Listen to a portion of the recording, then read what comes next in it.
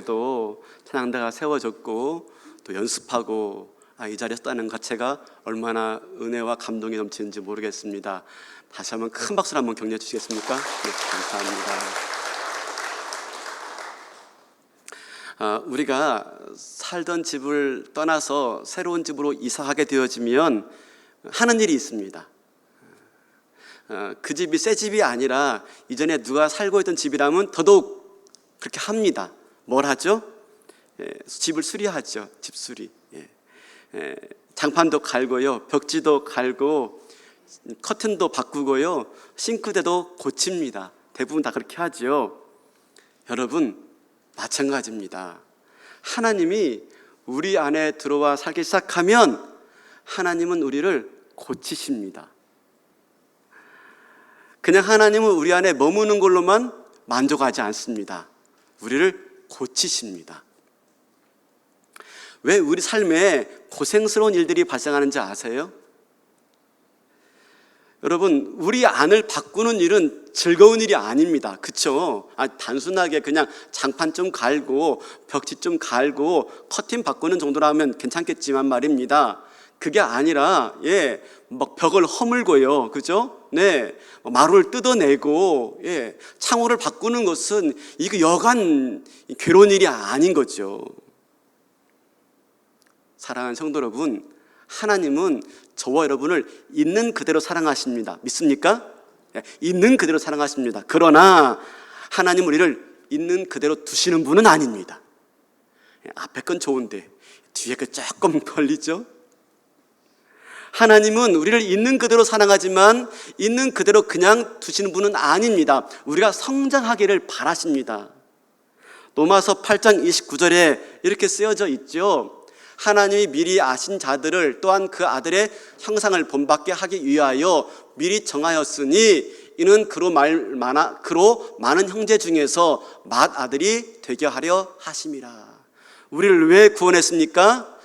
예수 그리스도의 형상처럼 자라나도록 하기 위해서 우리를 구원하시고 예수님을 앞서 보내주었다라고 말씀하고 있는 것입니다.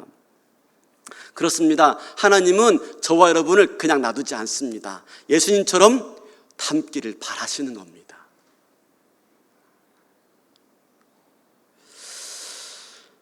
그렇게 본다면 지금 이대로 이 모습은요, 우리의 운명이 아닙니다. 우리의 인생은 그냥 이대로 고정된 게 아닙니다. 얼마든지 하나님은 우리를 바꾸기 원하시고요, 더 나아가서 우리는 새로워질 수가 있는 거예요. 맨날 허구한 날 걱정만 하고 허구한 날 염려만 하고 살기를 바라지 않는 거죠. 매일 불평불만하고 원망만 하고 입만 열면 남 험담만 하고 하는 삶으로 살길 바라지 않는 겁니다. 늘 비교하고 늘 불평과 불만족이 가득한 삶을 살기를 바라지 않는 겁니다.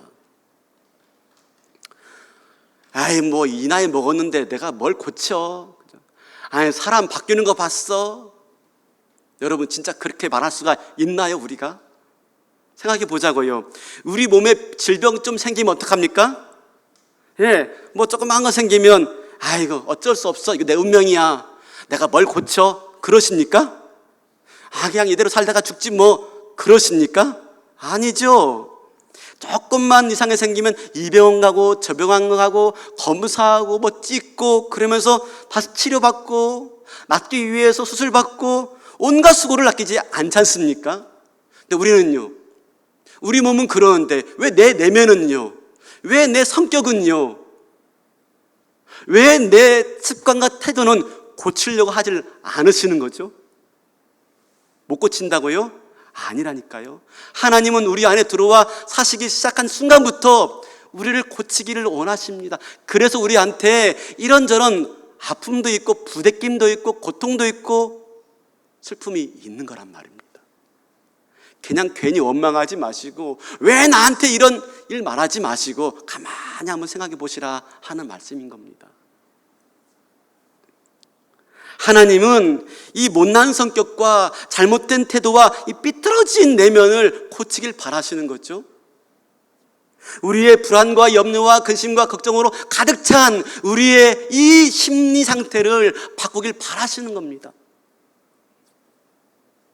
그래서 예수님 형상처럼 되기 위해서 저와 여러분을 만지고 계신 거죠, 지금.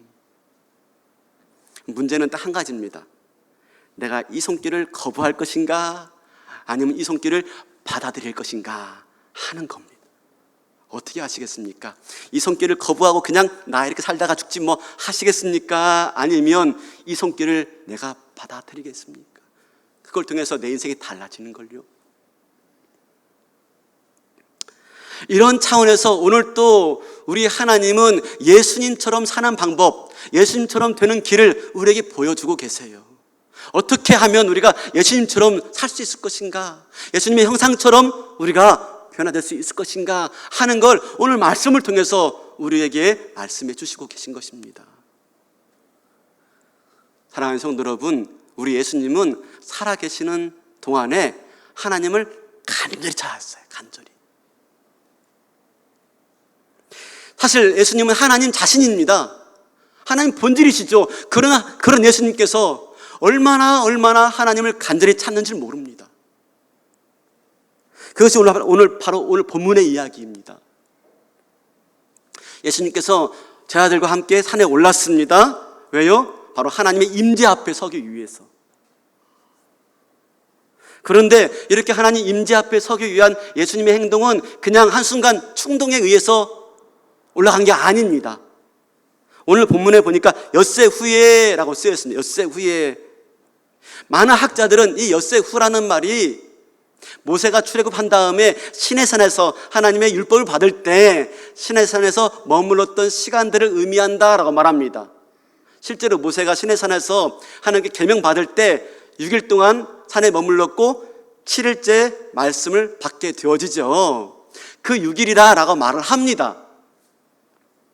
네, 그 이유가 무엇이냐면 바로 오늘 이 변화산 사건과 모세의 시내산 사건이 비슷하기 때문에 그렇습니다. 나중에 살펴보겠지만 모세가 시내산에서 하나님 만났을 때 그의 얼굴이 어떻게 변했죠?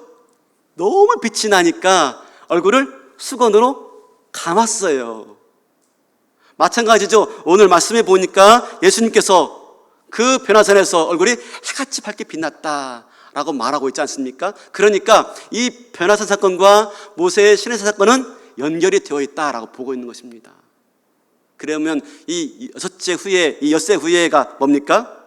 예수님께서 바로 이 시간을 기다린 시간입니다. 모세가 시내산에서 하나님 만나기 위해서, 하나님 말씀 받기 위해서 6일 동안 머물렀던, 기다렸던 그 시간처럼 지금 예수님은요 6일 동안 이 산에 오르기 위해서 기다리고 준비하고 또 준비했던 것입니다. 마침내 그렇게 어느 날 6일째 되는 날 엿새 후에 산에 오르신 것입니다. 그냥 아무 날이나 한번 산에 올라가 볼까? 아침에 일어나서 즉흥적으로 한 말이 아니라 하는 말인 것이죠. 왜 그렇습니까? 예수님은 자신의 상태에 대해서 아주 세심하게 알고 있었습니다. 그래서 사람들을 향해서 사역하는 걸 멈추고 이제 내가 하나님 만나야 되겠다, 하나님 얼굴을 뵈야 되겠다라고 하는 판단을 하신 것입니다. 여러분, 그 상담에 보면은 그런 게 있습니다. 상담하시는 분들이 그냥 주장창 상담만 하지 않습니다. 몇 번, 몇 회 상담을 한 다음에 꼭 뭐 합니까? 자기가 슈퍼바이저에게, 자기보다 더 높은 그런 상담가에게 꼭 상담을 받습니다. 상담가가 상담을 받지 않으면 상담할 수 없기에 상담을 꼭 받습니다. 안 그러면 자기가 다 고갈돼 가지고 더 이상 상담할 수 있는 힘과 능력을 잃어버리기 때문에 말입니다. 예수님도 어느 순간에 하나님을 찾지 않으면 안 되었던 것입니다. 그래서 하나님 찾기 위해서, 만나기 위해서 바로 산에 오르고 있는 겁니다. 높은 산입니다. 아무 산이 아닙니다. 이미 이전부터 저 산에 가야 되겠다라고 점 찍어둔 그 산에 올라갔던 것입니다. 그러면 예수님이 왜 이 순간에 산에 올랐을까? 왜 이 순간에 하나님 앞에 서야 했을까 하는 겁니다. 여러분, 이 변화산 사건은요, 마태복음에만 기록된 사건이 아니라 마태복음, 마가복음, 누가복음, 공간복음이라고 하죠. 이 공간복음에 다 기록된 사건입니다. 그런데 그뿐 아닙니다. 재밌는 게 있습니다. 뭐냐면 이 변화산 사건을 중심으로 해서 변화산 사건 앞과 뒤에 똑같은 말씀이 나옵니다.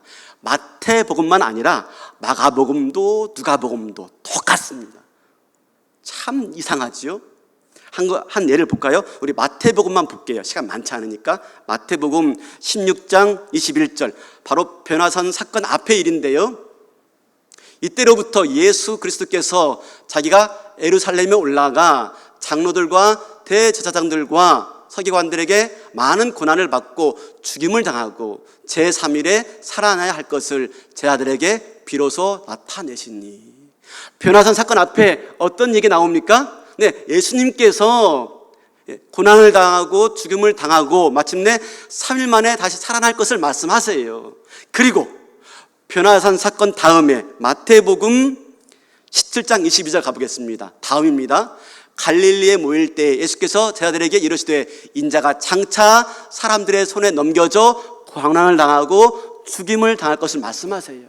그러니까 변화산 사건을 가운데 두고 앞과 뒤에 어떤 얘기 나옵니까? 예수님의 고난과 십자가의 죽음과 부활의 이야기가 나오고 있어요. 그런데 한 가지 차이가 있다면 어떤 차이가 있냐면, 예수님의 변화산 사건 앞에 있는 예수님의 자기 이해, 그러니까 고난당하고 십자가에서 죽고 부활할 것을 말씀하시자 앞에서는요, 베드로가 만류합니다. 처음으로 예수님이 사역에 대해서 말씀하자 베드로가 붙들고 항변하였다라고 말합니다. 이 말은 무슨 말이냐면 강력하게 만류하였다, 그 말입니다. 꾸중하였다, 제자가 스승을 꾸중하였다. 어찌 그럴 수가 있습니까? 이건 안 됩니다 라고 가로막고 있는 거예요. 제자들은 그 예수님의 죽음과 예수님의 고난을 받아들일 마음이 없는 거예요. 물론 고난 다음에 죽음이 있고 그 다음 부활이 있으니까 라고 생각할 수 있지만, 제자들은 아니, 죽음도 고난도 원하지 않았어요. 그냥 바로 부활만. 예수님이 영광 중에 부활하여서 이 세상을 통치하는 구주로 임하기를 원했던 것입니다. 그래서 강력하게 예수님의 십자가의 죽음을 거부합니다. 그런데 변화산 사건 이후에 예수님이 또 다시 자기가 고난당하고 죽고 부활할 것을 말씀하시는데, 그때 제자들의 모습이 달라집니다. 뭐라고 말하냐면 만류하였다, 항변하였다 말이 나오지 않고요, 두려워하였다라고 끝납니다. 두려워하였다. 뭘 말하고 있습니까? 이걸 통해 알 수 있는 것은 변화산 사건을 통해서 예수님뿐만 아니라 예수님의 제자들까지도 예수님이 걸어갈 길에 대해서 분명하게 확인하고 모두가 다 인정하였다라는 것입니다. 그전에는 거부했어요. 그전에는 사실 이것이 분명히 가야 될 길이고 걸어가야 될 길이고 마땅한 길이지만 그거에 대한 두려움도 흔들림도 있었던 것입니다. 그러나 변화산 사건을 통해서 어떻게 해요? 이게 분명해지는 겁니다. 그렇습니다. 바로 예수님께서는 공생애를 시작한 순간부터 숨가쁘게 인류의 구원을 향해서 달려왔습니다. 오직 십자가만 바라보고 오직 십자가를 향해서 걸어오신 것이죠. 근데 이 순간 예수님은 다시 한번 달려갈 길을 멈추고 목표를 새롭게 해야 했던 것입니다. 그렇다고 예수님이 자기의 목표를 잃어버렸다, 그 말은 아닙니다. 예수님은 십자가에 달려 죽고 부활할 것을 분명히 알았습니다. 그러나 그럼에도 불구하고 이 순간에 그 소명을 다시 한번 새롭게 해야 했던 겁니다. 그래서 예수님께서 산에 오르기로 결심하셨고 하나님을 만나기를 간절하게 바라고 엿새 후에 드디어 산에 올라 하나님을 만나게 된 겁니다. 사랑하는 성도 여러분, 우리가 예배해야 될 이유가 바로 여기에 있습니다. 우리가 살아가는 세상에는 얼마나 많은 소리들이 들리는 줄 모릅니다. 우리의 마음에 초점을 흔드는 일들이 많이 발생합니다. 비교 의식들로 인해서 내가 걸어가야 할 길이 흔들릴 때가 참 많이 있습니다. 이게 내 길인데 라고 결심하고 출발했는데 우리를 흔드는 일들이 너무 많은 겁니다. 내가 누구인지, 내가 어디에 속한 자인지, 나에게 허락된 것이 무엇인지 늘 확인하지 않으면 우리 흔들릴 수밖에 없는 것입니다. 모르는 게 아닙니다. 다 알고 있습니다. 다 알고 있지만 그럼에도 불구하고 우리는 또 들어야 되고 또 확인해야 되고 또 분명하게 내가 드려야 되는 것입니다. 그렇지 않으면 우리는 흔들릴 수밖에 없는 겁니다.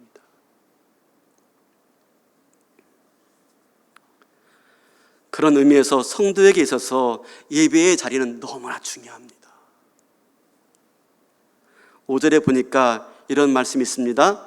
제자들에게 하늘로부터 소리가 들려옵니다. 이는 내 사랑하는 아들이요 내 기뻐하는 자니 너희는 그의 말을 들으라. 여러분, 이 말은 이미 예수님이 요단 강가에서 세례 요한에게 세례 받을 때 하늘문이 열리고 성령이 비둘기같이 임할 때 이미 들었던 말씀이에요. 이는 내 사랑하는 아들이요 내 기뻐하는 자라. 근데 또다시 이 자리에서 듣고 계신 겁니다. 내가 누구인지, 예수님이 내가 누구인지, 내가 누구한테 보내받은 자인지 자기의 정체성을 분명히 했던 것입니다. 근데 한마디에 더 붙습니다. 너희는 그의 말을 들을지어다. 제자들에게 하시는 말씀입니다. 그의 말이 누굴까요? 그의 말이 예수님 말이죠. 그럼 예수님 말 중에 그의 말이 뭘까요? 내가 십자가에서 고난당하고 죽고 부활할 것이다 하는 예수님의 자기 이해입니다. 너희는 그의 말을 들을지어다. 무슨 말입니까? 예수는 그 길을 가야 된다는 말입니다. 예수는 너희들이 아무리 만류하고 너희들이 아무리 원하지 않는 길을 할지라도 예수는, 내가 보낸 예수는, 내가 사랑하는 예수는 그 길을 가야 된다 라고 하는 것을 제자들에게 뿐만 아니라 거기에 있는 예수에게도 다시 들려주고 있는 것입니다. 복음서를 보면요, 이 변화산 사건을 통해서, 특별하게 마가복음에 보면은 이 변화산 사건을 통해서 예수님의 사역에 구분이 생깁니다. 변화산 사건 앞에는요, 예수님이 하나님의 아들로서의 사역이 그려져 있다면 변화산 이후에 예수님 모습은 그리스도로서의 예수님 모습이 두드러지게 드러나고 있습니다. 앞에는요, 하나님의 아들로서의 예수의 모습. 그러나 변화산 사건 다음에는요, 그리스도로서, 우리 구원자로서의 예수의 모습이 드러나고 있는 겁니다. 뭐가 달라지고 있죠? 정체성이 분명해지고 있는 겁니다. 여러분, 한 번으로 안 되는 겁니다. 우리가 흔들릴 때마다, 현실의 무기감으로 힘들어할 때마다 우리는 여호와의 산에 올라가야 되는 겁니다. 거기서 하나님의 얼굴을 봐야 되고요, 나를 향하신 하나님의 계획을 봐야 되는 것입니다. 지난주 수요일 날 사도신경으로 기도하기가 끝났습니다. 시리즈였는데요, 이제 이번 주부터 잠언을 통해서 하나님의 지혜를 묵상하면서 기도하려고 합니다. 근데 지난주 사도신경 제일 마지막이 뭐였냐면 몸이 다시 사는 것과 영원히 사는 것을 믿사옵나이다 입니다. 우린 영원히 사는 존재입니다. 우린 다시 살 겁니다.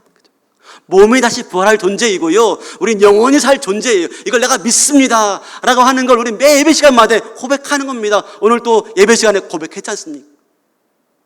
나는 다시 부활할 것입니다. 내 몸은 이렇게 아프고 내 몸은 이렇게 엉망이지만 내 몸이 다시 부활할 거나 믿습니다. 우리가 한계가 많고 어려움 많지만 그러나 우리는 영원히 사는 존재입니다 라고 하는 걸 매 예배 시간마다 확인하는 거.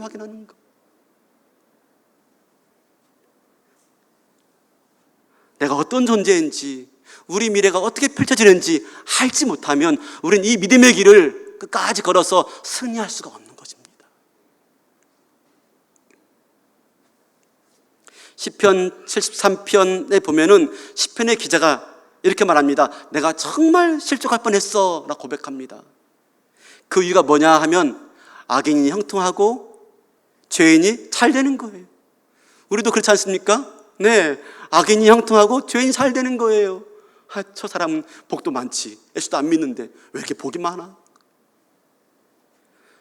나는 이게 뭐야? 그렇죠? 교회 나가서 헌금 바치고 봉사하고 그런데 늘 변변치 않고 우리 믿음이 흔들리죠. 실족되어지죠. 미끄러질 뻔하죠. 그런데 이 문제를 어떻게 극복하죠?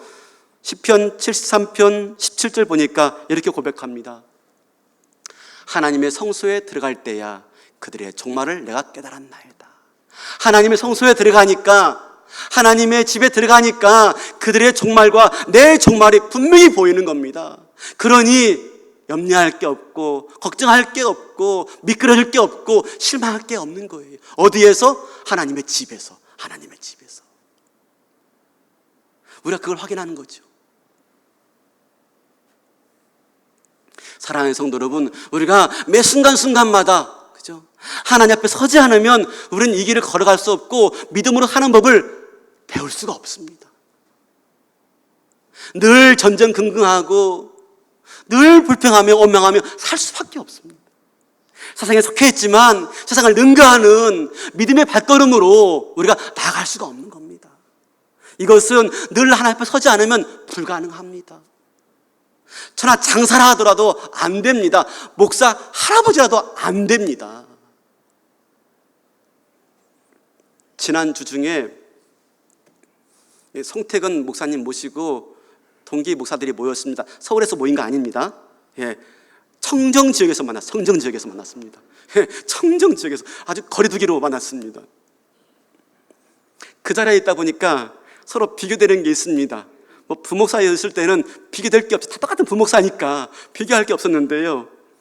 이제 이만큼 되고 보니까 이것도 비교되어지고 저것도 비교되어지고 막 비교되어지는 겁니다. 그 모임에 제가 제일 늦게 도착했습니다. 당진에서 저 멀리까지 올라가니까 제일 늦죠.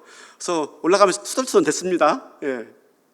그런데 이런저런 얘기 나누다가 송태근 목사님께서 각자 저희들 어떻게 담임으로 가게 됐는지를 다시 한번 쭉 회상하는 시간을 가졌습니다. 쭉 회상하는 시간을. 마지막으로 저희가 주제가 된 겁니다. 그러면서 그렇게 말씀하시더라고요. 소 목사님이, 박 목사가, 병만이가 당진 제일교회 간 건 정말 잘한 일이야. 그러면서 방배동에 있던 그 교회 이름 뭐지? 하면서 물으시면서 그 교회 가지 않고 당진 제일교회 갔는데 정말 잘한 거야. 그때 몇 가지 기준을 내가 말했더니 그렇게 알아듣고 선택했는데 정말 나한테 고마워. 그리고 정말 훌륭한 결정이었어. 칭찬해 주는 겁니다.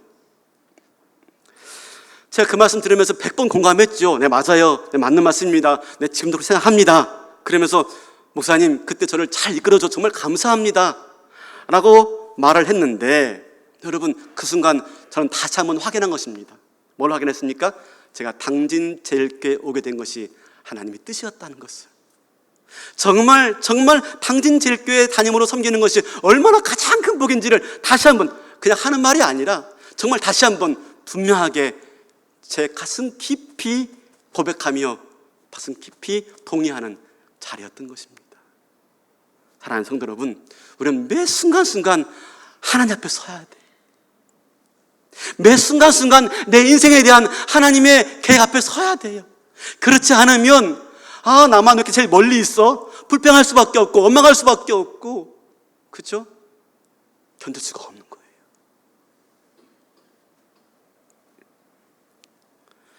이번 주에 제 친구들 단톡방이 있습니다. 군목 친구들 단톡방이 있는데 그곳에 한 영상이 올라와서 보았습니다. 누구에 대한 거냐면 레비 제컬라이어스에 대한 건데요. 레비 제컬라이어스가 누구냐면 여러분 잘 모르시겠지만 이분은 인도 출신의 세계적인 기독교 변증가입니다. 그러니까 C.S. 루이스, 또 잘 모르시겠지만 하여튼 C.S. 루이스 이후에 기독교의 최고의 변증가라고 하는 사람인데, 이분이 이번에 2020년도 5월 19일에 74세의 나이로 하나님 부르심 받았습니다. 인도의 빌리그리엄, 이렇게 말하면 잘 알겠죠? 네, 나오네요. 인도의 빌리그리엄이라고 불리우는 사람입니다. 근데 이 척추암을 발견하고 수술을 하다가 그만 돌아가시게 된 겁니다. 제가 우리 원영일 전사님께 물어봤더니, 목사님, 전사님 아세요? 잘 안다고. 왜냐하면 우리 전사님이 변증학에 관심이 많거든요. 잘 안다고, 잘 존경하는데 초천한 얘기 듣고 안타까워했다고. 여러분, 이분이요 인도의 마드리스에 태어났습니다. 17세에 극약을 먹고 자살을 시도합니다. 근데 그때까지는 기독교에 대해서 몰랐습니다. 자살 미수에 그치고 병원에 있을 때 인도 델리에 사는 한 크리스찬이 이걸 알고 그 어머니에게 성경을 가져다 주면서 아들에게 요한복음 14장을 꼭 읽어주세요 라고 부탁한 겁니다.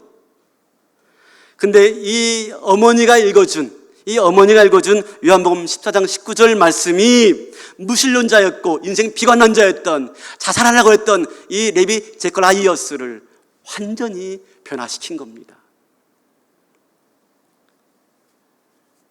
그때부터 병원 침대에서 예수님을 구주로 받아들인 이 레비 제컬라이어스가 그렇게 기도하기 시작합니다. 주님이 나에게 생명을 주신 분이 확실하다면 그 생명 나에게도 주십시오. 내가 이 병원을 무사히 나갈 수 있도록 도와주십시오. 그러면 저는 평생 진리를 추구하며 주님을 전하는 일에 매진하겠습니다. 마침내 이 레비 제컬라이어스가 병원을 나오게 되었고 약속대로 예수 그리스도 영접하게 되었고 일평생을 주님 전하는 일에 매진하다가 74세 일기로 떠나신 거예요. 우리나라엔 잘 안 알려지지 않았습니다. 얼마 전에 온누리교회, 서울에 있는 온누리교회 오셔가지고 말씀 집회를 했었는데 아마 일반 성도들은 잘 모르시지만 기독교에 관심 많으신 목사님들은 많이 아는 분인데요. 이분이 목사 안수 받고 그때부터 그 단체를 만들어가지고 복음을 전하는데 전 세계를 향해서 얼마나 많은 사람들에게 복음을 전하는지 모릅니다. 아주 확고하게.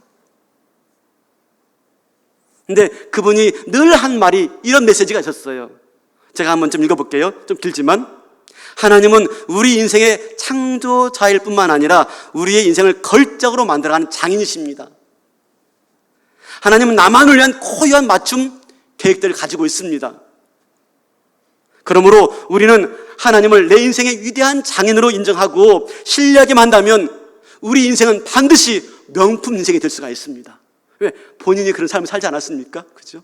자살로 마감하렸다가 예수 만나서 멋지게 그 인생을 살다 가지 않습니까?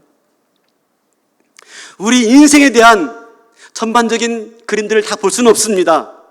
그러나 그 그림에 대한 완벽한 디자인을 갖고 계신 하나님께 순종한다면, 신뢰하고 내 인생을 맡긴다면 그분은 반드시 우리 인생을 명품으로 만들어 갈 것입니다. 그런데 그런 의미에서 예배를 우리 인생의 최우선의 자리에 둬야 합니다. 예배를.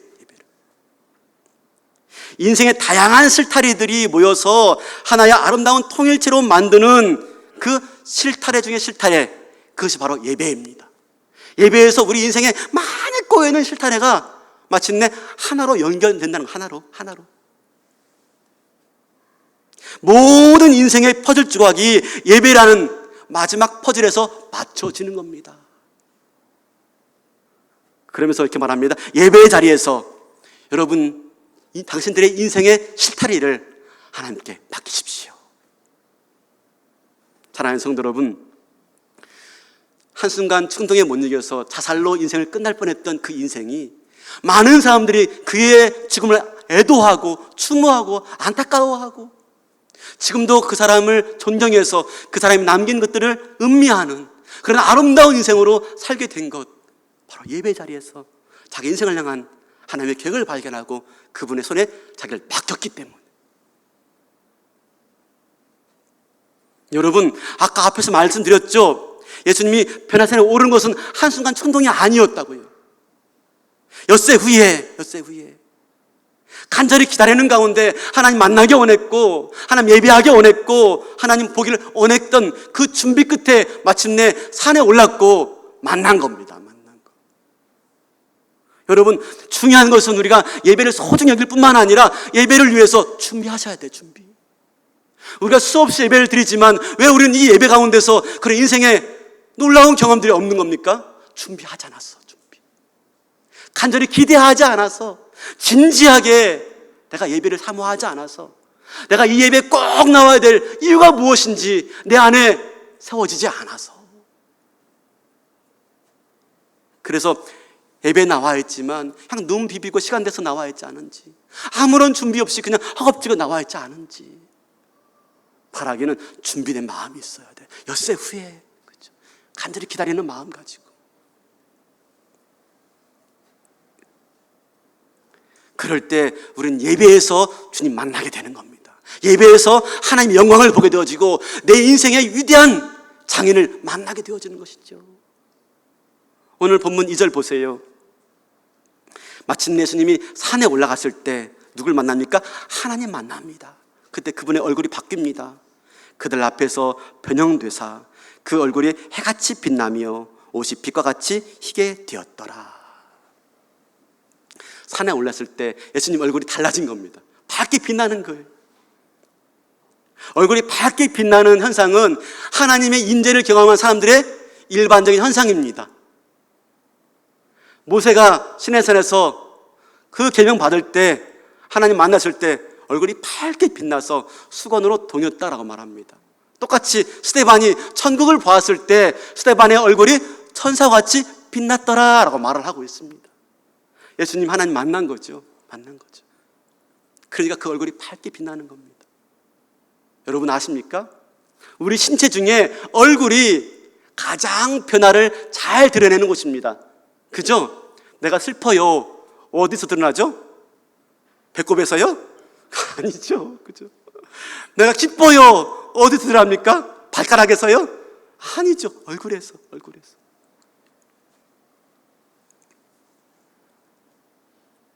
우리가 우리 얼굴 바꾸는 것 쉽지 않습니다. 근데 하나님은요, 우리 얼굴을 한 방에 바꿉니다. 한 방에.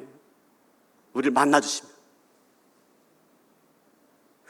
하나님의 눈빛이 내 얼굴에 닿으면, 하나님의 인자한 그 미소가 내 얼굴에 닿으면 근심에 쌓인 이 주름살이 사라지고요, 슬픔에 눌려있는 이 입가의 그 슬픔이요 사라지고 미소로 바뀌게 되어지고요, 피곤에 찌려했던 어두웠던 내 얼굴이 밝게 빛나게 되어지는 그런 얼굴의 변화가 나타나게 되어 있는 겁니다.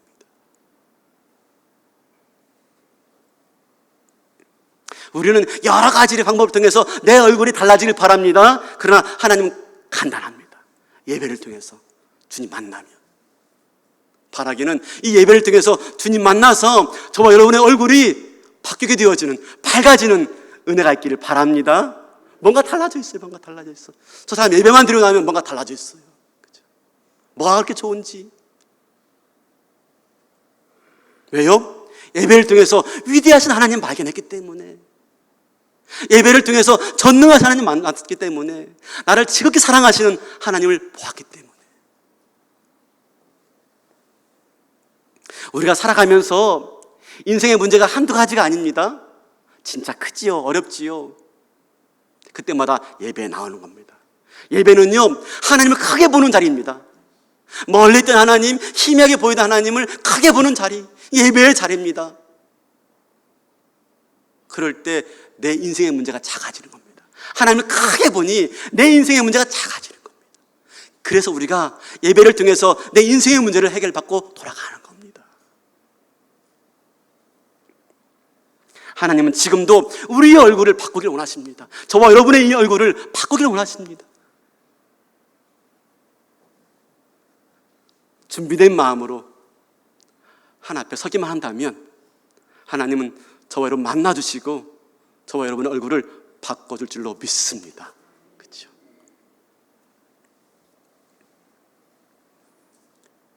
여기서 또 한 가지 발견하시는 것은 무엇이냐면 4절에 보니까 그 예수님의 밝게 빛나는 변화된 모습 보고 베드로가 한마디 합니다. 뭐라고 말합니까? 주여, 우리가 여기 있는 것이 좋사오니 여기에 초막을 짓고. 베드로가 지금 뭔가 하고 싶은 거예요. 왜 그랬을까요? 예수님의 변화된 얼굴을 본 겁니다. 예수님의 바뀐 얼굴을 본 거예요. 그것이 뭔가 자기한테 감동이 되었고, 그것이 뭔가 자기한테 놀라움을 줬던 것입니다. 그래서 뭔가 하고 싶어요. 뭔가 하나님 원하는 게 초막이 아닌데 뭔가 해주고 싶은 거예요. 예수님 얼굴에 감동받은 겁니다. 우리가 예배할 때 이런 똑같은 일들이 발생하는 거죠. 우리가 정말 중심으로 찬양하고 간절히 사모하는 마음 가지고 예배에 나와서 하나님 만나고 돌아갔을 때, 그죠? 누군가 나의 변화를 감지하는 겁니다. 누군가 나의 변화를. 그래서 그들도 예배하고 싶어지게 되어지고, 이 예배 자리에 오고 싶어지게 되어지고. 예전에 우리가 코로나 때문에 교회 문을 빵 닫았을 때 영상으로 예배 드릴 때입니다.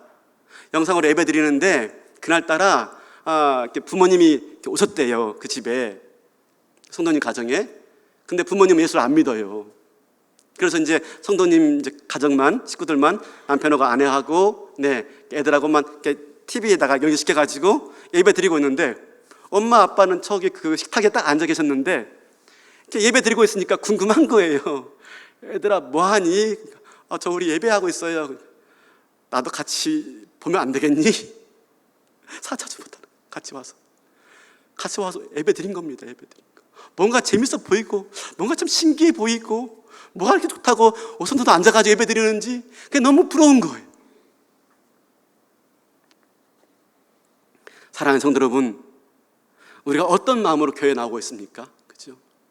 갈급한 심령 가지고 하나님 만나고자 하는 마음 가지고 주 앞에 나올 때마다 하나님은 외면하지 않으십니다. 당신을 만나기 원하는 모든 사람들을 다 만나주십니다. 지난주에 보지 않았나요? 안드레 요한이 그냥 세례 요한에게 머무는 게 만족하지 않았습니다. 선지자 옆에 있는 게 성에 차지 않았습니다. 진리를 봐야죠. 예수님께 옵니다. 묻습니다. 예수님 어디 계십니까? 네, 와서 보라, 와서 보라. 다 초대해 줍니다. 다 만나주십니다.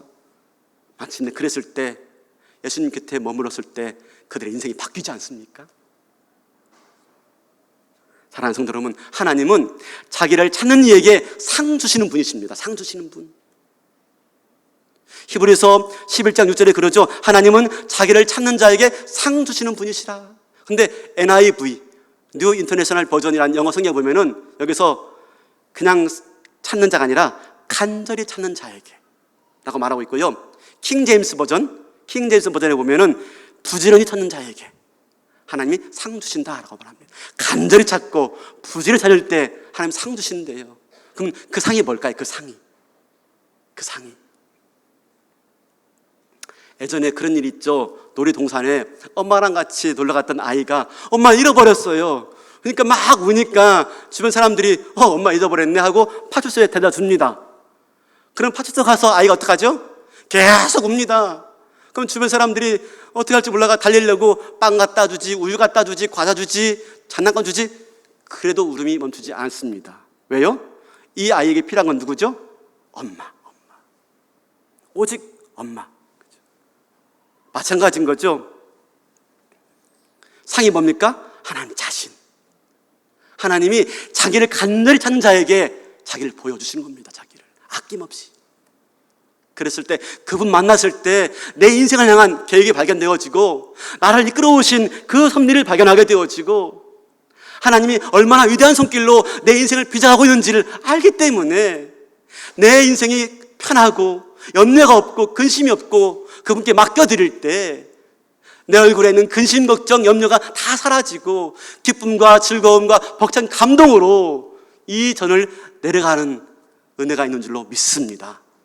바라기는 예배 자리에서 우리가 그 주님의 얼굴을 배웠고 내 얼굴이 기쁨과 감격과 기대로 바뀌어져 내려가 주변 사람들에게 나의 변화를 증가할 수 있는 은혜가 있기를 바랍니다.